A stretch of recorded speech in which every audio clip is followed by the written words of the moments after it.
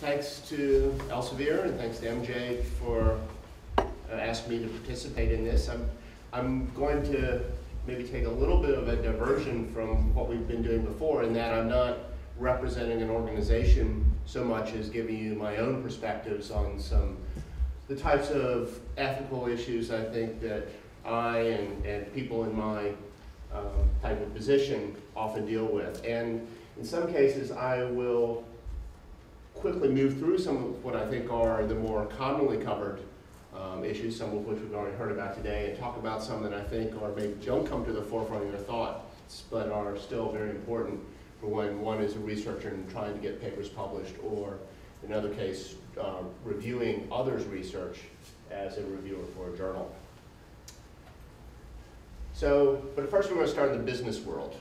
So here's our newly minted MBA, who is excited with his new job at this big company. They spent a lot of resources to set him up in a fantastic new facility. They've given him a staff he has to manage. They've given him inadvertently untold obstacles that crop up from time to time. Of course, he has a somewhat challenging boss. So, not my chairman. Somewhat challenging boss that he has to appease. And he's got a competitor that he's constantly trying to stay ahead of. And all this time, he's got to balance all the other things in his life, including family and personal issues, with the end result of making a product that can help himself, help his company, keep him employed, keep his boss happy, and make everything sunny and rosy. So why bring this up? Well, at least in my view, academic research really nowadays is a business. And there's a big pressure to produce a product that is going to sell. And this is especially true for junior faculty, but I think it continues throughout our whole academic career. So what are the parallels? The parent company is the university, or research institution. They're the ones who are going to help you to get your product out the door. They're going to overall benefit from the things that you do, and are going to put out press releases every time you do something that's really nice and makes them look good. The investors may be a little closer to home, your department and your chair. Your chair has a limited budget. They have money that they can give you as a seed package. They have money that they contribute to your salary, and so they want a return on that investment.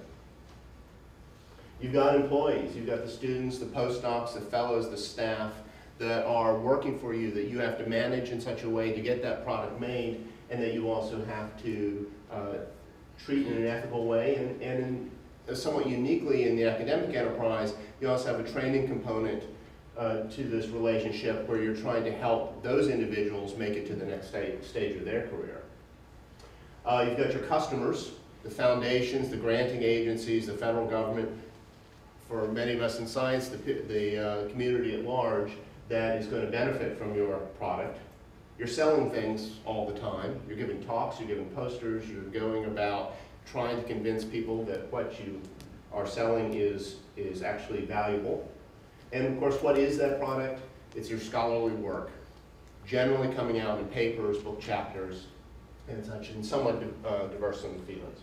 I should mention that I'm at the School of Medicine. I'm a scientist. I know we have some people in law school and other cases here. Hopefully I'm generalizing enough that it'll still be applicable to your own interests, but I may get a little too specific sometimes. So, all things follow the publication in this case. This is your main product. Peer-reviewed publications are demonstrating that you have a productive and a significant research program. And it's the real corner of the realm in academic advancement. So you need these pubs to secure funding, to convince a granting agency that you can actually do the work that you're going to propose and that you have made significant contributions to that point. This is true maybe a little less so for someone just starting out, where there might be more of a willingness to take a chance, but certainly over the long term, you need to show long-term productivity. These publications get you in the door to speak about your research, so they give you selling opportunities for what you're doing. And so The better your publications, the more conferences and seminars you get invited to, the more people you can tell about what you're doing, and therefore build your research program. So this whole perception that the publication is everything, and all things follow it, and I'm not saying that's a false perception, it is actually pretty true. That means that your employer, your institution, your chair, they're going to value these publications above almost everything else, because they're going to think that other things flow from the publications, and therefore when they're making decisions about promotion, about tenure, about retention, about bonuses, salary, this is really a key issue. So there's an amazing amount of pressure on any individual researcher to publish regularly and publish well. So these pressures get, and this is where I'm going to and I'm not trying to be flippant here, but we're going to very quickly go over the big three: lying, cheating, and stealing are wrong. We've already heard about some of these. Plagiarism, that's stealing. Cheating, double publications, a good entry, trying to get more out of it than you should for a unit of work. Lying, is falsifying data. These are all major issues. But of course, there are subtler ones here where they might fall in these broad categories, but maybe it's not as clear to you exactly how one should do. You shouldn't falsify data. Pretty easy one to everyone to agree with, even if not everyone follows it. But one general principle, and I'll bring this up again, I think when we're all struggling with those more gray area issues of ethics in publications or anything else, one of the best ways to deal with that, or to try to resolve that conflict, or to manage that conflict, is to ask a colleague you respect. Talk to someone else you think is going to have a perspective. Be open about it, about the ethical issues, and try to resolve them in that way. The light of day does an amazing job at cleaning. And I think that's a general principle, that whenever you are unsure of your path, get someone else's opinion. So I'm going to talk about more in depth two broad issues. One is the ethics of co-authorship. How you, especially as a more senior person in the room, or as a junior faculty, or whatever it might be, how you deal with co-authors. And the second is how, as a participant in the publication realm, as a reviewer, you also view the ethics and your responsibilities there.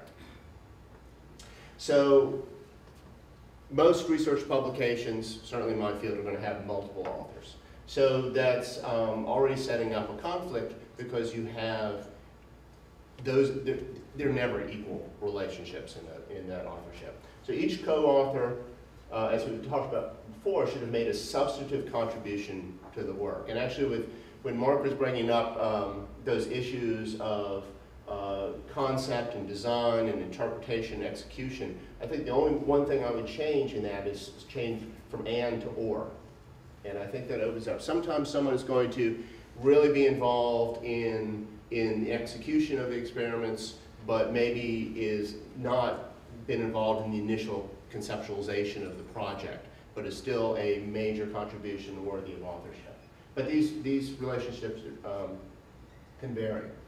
Authorship order can be a very big thing, and it varies by field, what the general expectations might be. So I think authorship order should be consistent with the standards in the field and agreed to by all co-authors. That sometimes is more of a challenge than one would like. Sometimes, especially the more junior authors that really need that publication, be a first author, there's more of a competition there and more of a difference of opinion. That has to be resolved. Everyone has to be on board with what the paper is. But one thing that does alleviate some of that pressure that I'm really happy to see in a large number of journals is the either mandatory or suggested section where you can have author contributions, where you can really lay out what the different people contributed to the overall publication. Another thing to keep in mind is that each co-author may have distinct research goals, career goals, and certainly power or status in the relationship amongst authors.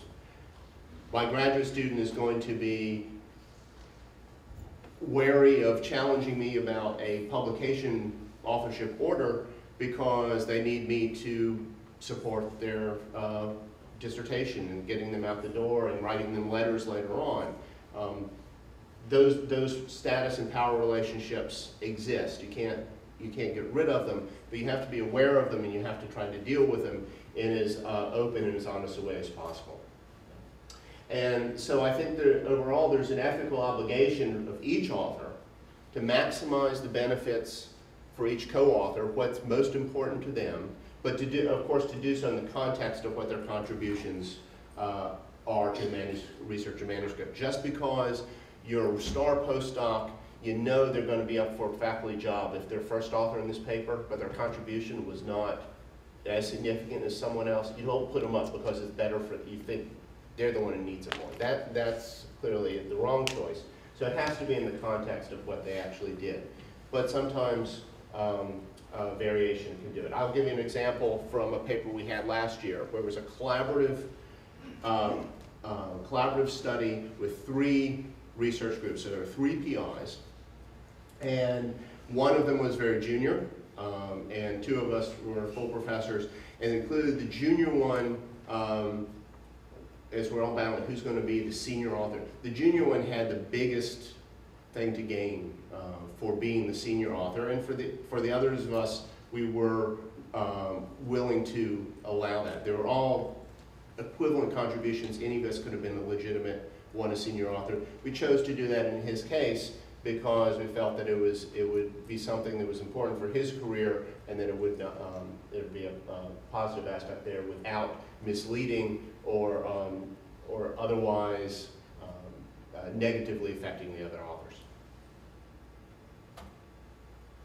So one major concern is choosing what called in the art the high impact journal, which generally goes along with things like the top ISI impact factors, but just ones that are more broadly read versus specialty journals, ones that are more narrowly read because they're more targeted at an individual field.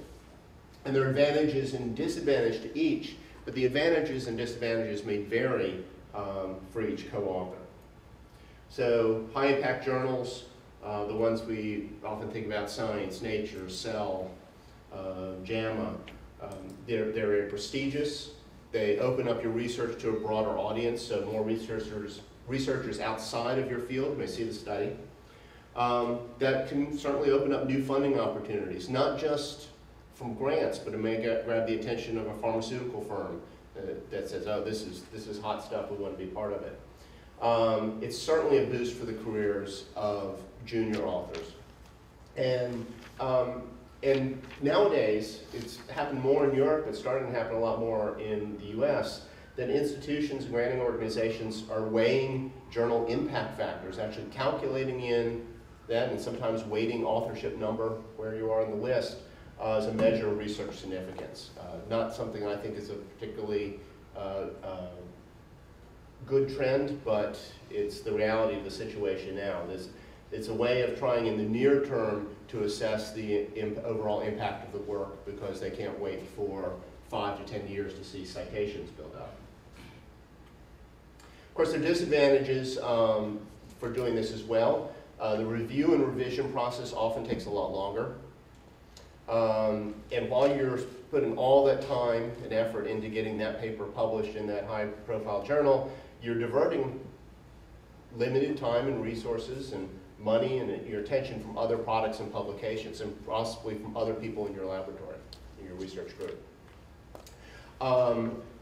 This one, I certainly don't think it happened to myself, but I know other people who have perhaps made their research a little sexier to try to get it into that journal where perhaps the research didn't really warrant it. And so that's a misleading thing to do, to try to to interpret your data, to interpret your study in a way that goes beyond what the research really says.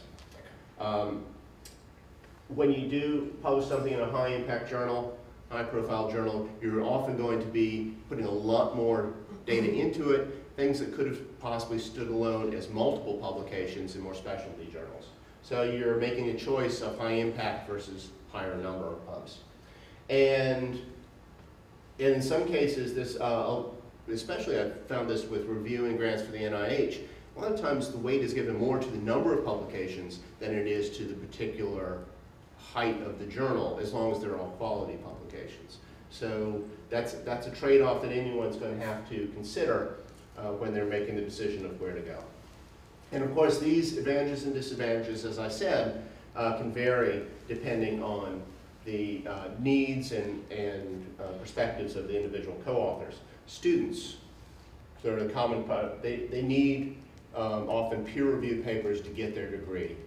Although here there's not an absolute requirement in the graduate school, it's certainly an expectation that there will be peer-reviewed papers associated with every PhD that is granted.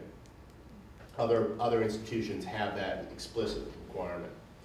Higher profile pubs are going to help if they're going to go for a fellowship in a postdoctoral studies. They're going to try to get their own grants to get awards. The higher the profile of the publication, the easier it is to go that route. And then if it takes longer to publish something, that delayed publication may hamper them in their career progression, may slow down. The PI may say, no, you're not getting out of here until that thing is in press.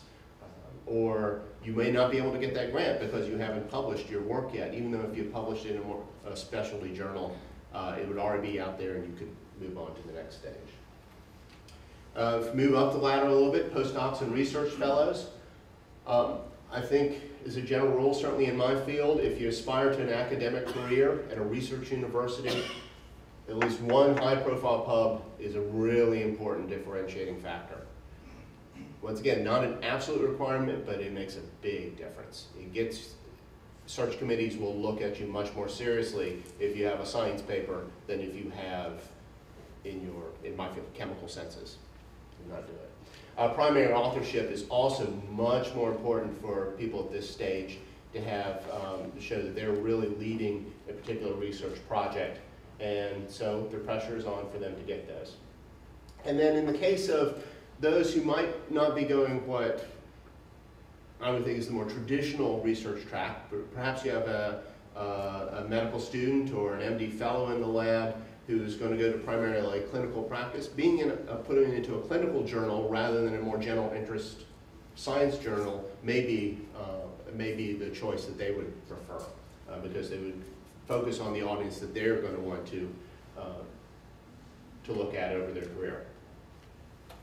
And then we have differences in junior versus senior faculty. Senior faculty don't have the promotion and tenure concerns that the junior faculty have. And so junior faculty need to publish relatively quickly. Faculty are in the point of establishing a national reputation, which of course a higher profile pubs make easier. They need to obtain funding, so any publications are important. And they also have a real incentive to demonstrate that they're leading their own research programs. So senior authorship is really critical for them. For senior faculty, often they have a larger research group, so they want to keep the money flowing in, and perhaps larger number of publications in multiple areas is more important. They want an international reputation. They want to maintain continuity of funding over long periods. And they can also see collaborative research as being a little more attractive, even if they're not the last author in the list, because it opens up a lot of opportunities and allows them to make their research more broadly applicable. So I'm going to shift gears here a little in the last few slides to reviewer ethics, because if you're publishing, you're probably also reviewing, especially as faculty. And of course, as we heard before, effective peer review depends on the participation of experts who can critically evaluate the research. But a limitation of that, or at least a problem with that, is that reviewers and authors are often going to be in the same field, and so they may be competitors. So you're putting out, you want someone who knows what you're talking about, you want someone who cares and actually thinks what you're doing is interesting, but a good chance that that person's also competing with you at some level. So what are the obligations of the reviewer? I'm covering three areas: to the journal, to the authors of the paper, and then of course to their own research group itself. To the journal, I think we've covered this a little bit already, but if you can't give a knowledgeable review, you shouldn't be reviewing that paper, you should decline it. to review. Can't do it in a timely fashion. It's unfair to the journal. It's certainly unfair to the editor who's struggling to please submit, please submit, please submit over and over. It's unfair to the authors. You should decline. If you can't give an objective review, if you think that your competition with the person will hamper your ability to be objective, if you just think the person's a real, well, just, you don't like them. That will affect your work. That, you should decline it, and you should be as honest with yourself. But a little bit of an out here. If you don't know, if you think I can be objective, but I also think there's an issue here that I'm not sure how to handle, talk to the editor. Ask them, say, this is my potential conflict, what do you think? And I've done that for reviews, and sometimes the editor says, yep, that's clearly violates our code of conduct for this journal, thanks for letting us know, but don't review. And other ones where we say, thanks for letting us know, we don't think that's an issue, if you're good with it, go ahead and review. And I've gotten both responses, but once again, the openness, talking about it in that form is an important thing to pursue. So to the authors, the first three are all the same. If you can't give a knowledgeable, timely, or objective review, you should decline. If you are in direct competition with the authors, you should decline. No matter how objective you think you should be, my default is decline it. And I'm not saying that it's something that they're working on in another thing, but on that particular piece of research, if you are in conflict, decline it. But there's a little bit of a caveat here. How many of you have already read the abstract? Most solicitations for review, they give you the author's names and they give you the abstract of the paper. And you can glean enough out of that abstract to have a sense of what the paper is going to be about. It's a well-written abstract. And that may, in fact, give you important clues that are going to affect your own research, even if you decline. So how do you unlearn what you've already learned? And of course you can't. But it does bring up the last point. What are your ethical obligations to your own research group? And I'll give a couple of scenarios. So what if you see another group is going to scoop your graduate student?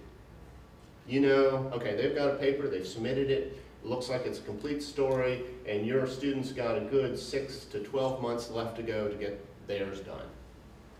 Do you let the student continue to go working on that project? I mean, I think we'd all agree you don't tell the student the other person's research, but do you let them keep on going? That's not really fair to the student to have them waste a huge amount of time, but you can't tell them so much how to adjust. I guess my solution in this general case would be to pull the student off the project so they're not wasting their time, or but not to tell them and not to revamp in that area until this other publication comes out. What do you do if the research approach you've been pursuing is the wrong one? You think, oh, this is the gene that is underlying this disease, you've been focusing on it, you've got it, and then you see from the abstract, it's like, ooh, I had the wrong isoform. Completely wrong. My student is now spending the time, is not only going to get, is not just going to get scooped, he's wasting time on the wrong research. Again, you shouldn't, I think we agree, would agree, shift to the new gene, shift to the new research based on what you've read. But again, do you let the person continue on researching in an area you know is now wrong? And again, I think perhaps the balance might be to pull the person off of it so they don't, to minimize the harm to them, but not to give an advantage either from what they're doing and have them do something else unrelated. But it does continue to bring up the question of how do you unlearn what you've learned, and you can't. And you've got to, I don't know, once again, talk to other people and get their opinions, but you have to do the best you can. So some final thoughts or a little summary is, of course, none of us is perfect, and ethical issues are rarely black and white. Sometimes they are, but more times they are definitely shades of gray. So I don't know whether per will means, but spell check wasn't wacky, but so conflicts will constantly arise, and the important thing is to know how to manage them.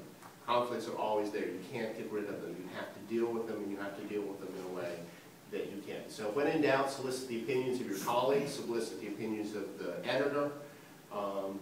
Open discussion with your co-authors, with the journals, with others is I think the best solution to reaching an ethical conclusion, even when there's not a completely right or wrong answer available to you.